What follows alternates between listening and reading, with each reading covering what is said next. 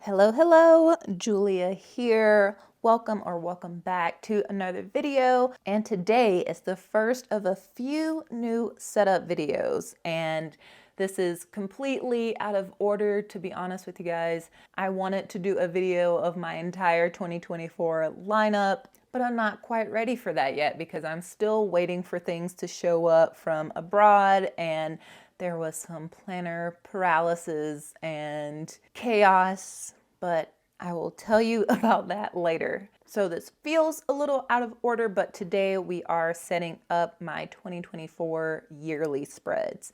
And this is not my 2024 bullet journal. If you've been hanging out for a while, this journal will look familiar to you because I was using it as my long-term collections journal. However, it's been a few years and I haven't been using it as much as I thought I would.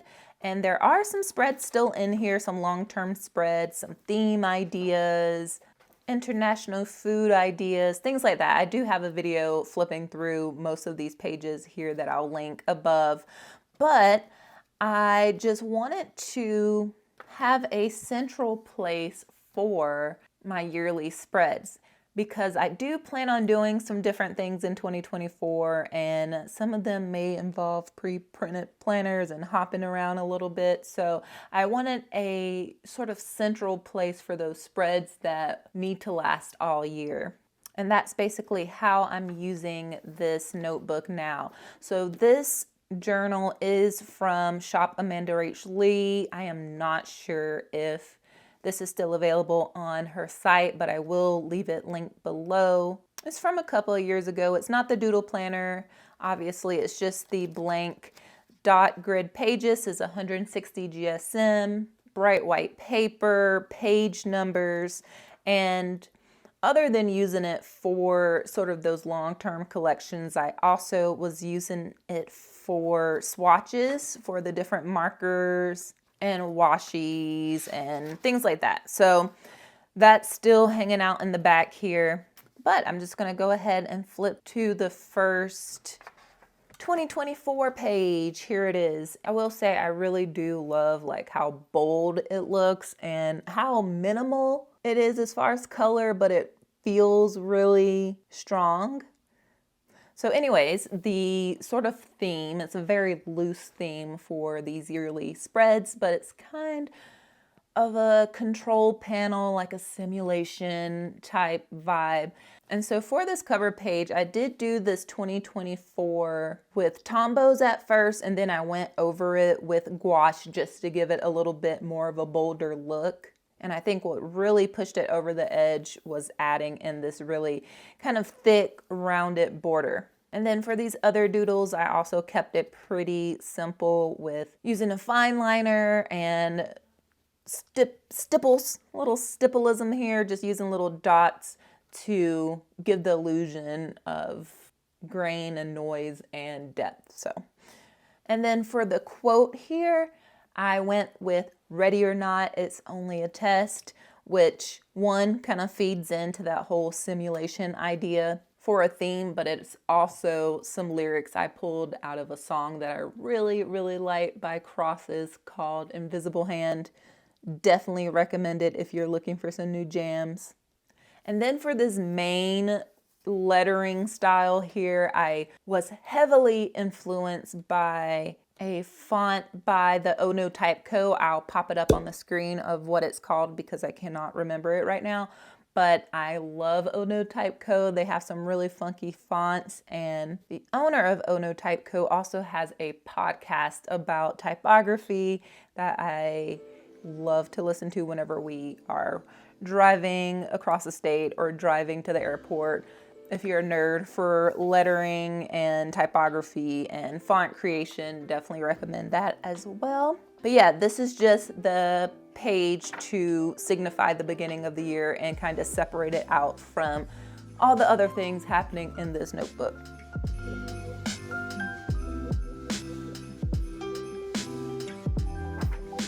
Flipping over, another yearly spread that I had to have in here is my 2024 photo spread. And so just like last year, I have a place for one photo for every month. So once the year is up, I can take a glance at some of my favorite photo moments and memories and have them all in one place. This year I did do something a little different and added this Dutch door. And I wish I really had some profound reason why, but it was a space thing and a lazy thing because I didn't feel like decorating this section here. But in retrospect, it is kind of cool to have the first half of the year here and then flip over and have the second half of the year here and still see the beginning of the year. I don't know. I think it'll be really fun, but I did decorate in between the photos with just little knobs and little screens and buttons and sliders and things like that to just go along with the theme. I also kept it much simpler than what I usually end up doing so that we don't have a repeat of any previous year debacles. Okay, flipping over to this next spread. This first side over here is for documenting any overnight travel. And I loved doing this the last couple of years. I'll show you what it looks like in my previous bullet journal. I figured for this incoming year, we won't be traveling as much. We do not have a lot of travel plans on the books for 2024. So the grid itself is a little smaller, but I am excited to see how it ends up looking. Here's what it looked like last year, and I love flags and I love drawing flags, memorizing flags. Fun fact, I love to memorize country and state flags. It's crazy. I have those drawn out here, and I usually write the dates, where we go, and why we go.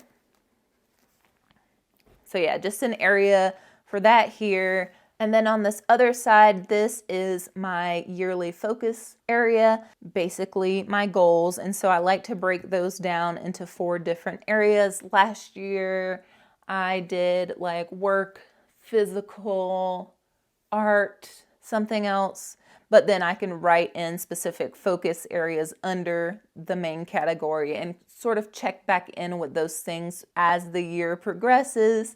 And so this is where I just kind of declare what those things are, what my intentions are for the year. Very simple spread. I think this area is super cute. The lettering here is really cute. And then of course, just 4 boxes, and that'll do it for this spread.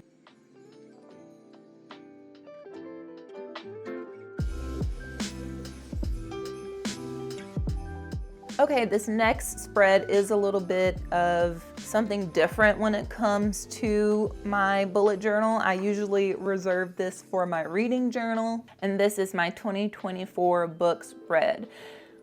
Why do I have my books read in this journal? Well, in my reading journal, I'm actually migrating that over, like I'm staying in the same journal, but I don't think it's gonna last me in the entire year. And going forward, I want to do something a little more simpler with reading and with media logging in general. But I really love how it looks when I can see all of the books I read in one year on one spread. So I wanted to still have that even though things are changing with my reading journal. So I sort of migrated that yearly collection over here to this journal as a part of the yearly spreads. So here basically I just have room for all the different book covers for the books that I read this upcoming year. And if you're curious, this is 1 inch wide by 1.5 inch tall, or 1, 2, 3, 4, 5 spaces across, and 1, 2, 3, 7 spaces long. And I just think it's a super cute size, like not too big, not too small for the covers.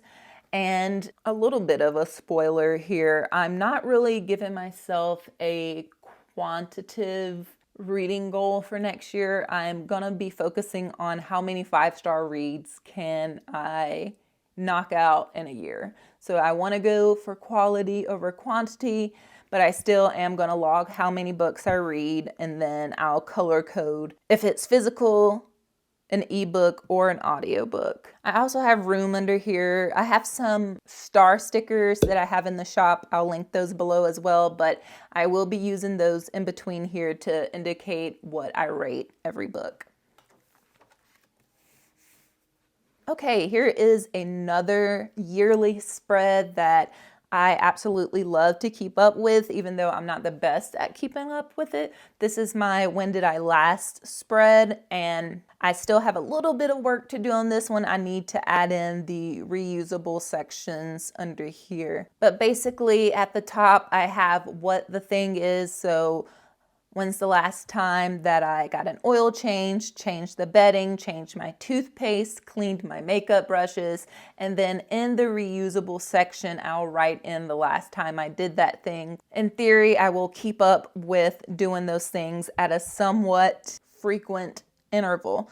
And if you don't know what I'm talking about with the reusable sections, I'll link a video for that above. There's actually two, one where I explain how to make a reusable spreads, and I show you a few examples there. And then I recently uploaded a video talking about 5 more ideas for reusable spreads. So that could be helpful if you're looking for ways to be efficient with your pages at the beginning of the year so that you have maximum space for planning. And then I may come up with some other yearly spreads later on down the line that I feel like I need to add in here. But for right now, I'm pretty sure that this is a good start for spreads that I want to keep in this journal. Yes, I'm missing some things like my period tracker and my future log, but I have other plans for those type of yearly spreads that we will talk about in another video. But for now, let's go ahead and flip through these yearly pages. We have the title page here, a space for my yearly photos, a month at a time, a travel tracker, my focus/goals declaration, my 2024 books read, and my When Did I Last spread. So yeah, I'm very excited to finalize and share a little bit more about my new journal and planner lineup. Definitely comment below and let me know what beginning yearly spreads you like to include. I definitely have space for more. If you would like to see how this yearly setup differs from what I usually do, I'll leave my 2023 bullet journal setup here for you to check out, and I will see you guys over there and in the next video. Bye.